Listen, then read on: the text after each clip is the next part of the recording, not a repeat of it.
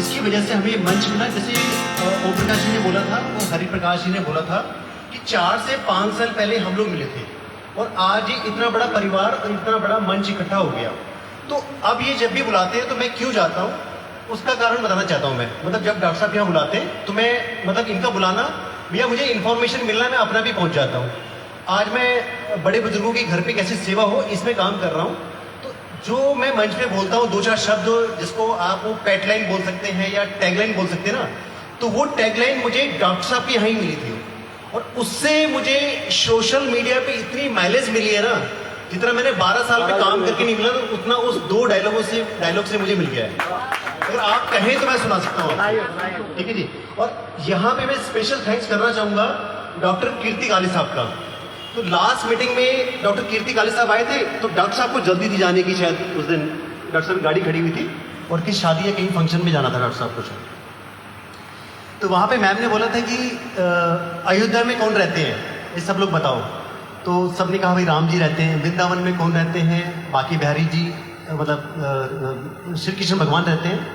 और आपका काशी विश्वनाथ में कौन रहते हैं, तो शिव जी रहते हैं। तो वो डायलॉग को थोड़ा सा मैंने हल्का सा मोल्ड करके फिर मैंने अपना बना दिया। वो सुपर से सुपर हिट हो गया। वो मैं सुनाता हूँ जी। अब ये बताइए 4 धाम की फ्री यात्रा में कौन कौन चलने में इंटरेस्टेड है? 4 धाम की फ्री यात्रा, मेरा सवाल है आप सबसे, 4 धाम की फ्री यात्रा, 1 भी रुपया नहीं लगेगा, चलेंगे आप लोग? आपको सिर्फ मेरे 3 सवालों के आंसर देने और आपकी यात्रा फ्री है। पहला ये, अयोध्या में कौन रहते हैं? अगर पता तो बता दीजिए, नहीं कोई बात नहीं, तो मैं हेल्प करूंगा। और वृंदावन में कौन रहते हैं? कृष्ण जी। और काशी विश्वनाथ में शिव जी। और जो हमारे परिवार है और हमारे माता पिता हैं, हमारे परिवार में जो हमारे माता पिता हैं, अगर आपको 4 धाम की यात्रा करनी है तो हमारे माता पिता के चरणों में चारों धाम रहते हैं। जब चाहो जैसे चाहो फ्री यात्रा कर लो, 2 चक्कर लगा लेना, किसी भी धाम जाने की जरूरत नहीं है। तो वो मैंने मैडम के यहाँ जो कीर्ति काले मैम ने बताया था वो उठा लिया। तो आज मैं घबराहट में पूरा ढंग से बोल नहीं पा रहा हूँ। सच्ची बात है। और ऐसे एक हमारे मित्र हैं आशीष अग्रवाल जी, वो फ्रेंचाइजी बताओ के नाम से वो अपनी कंपनी चलाते हैं। तो उनसे मैंने एक और लाइन सीखी थी कि अपने परिवार में भगवान में कौन कौन बिलीव करता है। उनके यहाँ एक मंच में मैं बैठा था, उन्होंने मुझसे सवाल किया था कि आप किसी को बोलो तो ऐसे बोलोगे तो जल्दी लोगों को समझ में आएगा। तो मैंने पूछा भगवान, उन्होंने बताया कि भगवान में कौन कौन बिलीव करता है। तो मैं सबसे ही पूछता हूँ कि भगवान में कौन कौन बिलीव करता है?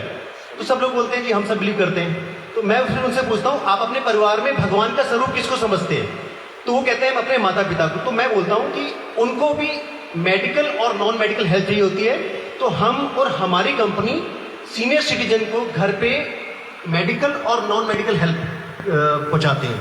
तो आपको लगता है कि आपके आजू बाजू कोई भी सीनियर सिटीजन है और उसको किसी भी प्रकार की हेल्प चाहिए, इमोशनल हेल्प चाहिए, कैसी भी मेडिकल हेल्प चाहिए, तो हमसे संपर्क कर सकता है। जो सीनियर सिटीजन है उनको 70% अकेलापन यानी कि इमोशनल हेल्प चाहिए होती है और 30% उनको मेडिकल हेल्प चाहिए होती है। आई एम राइट और रॉन्ग?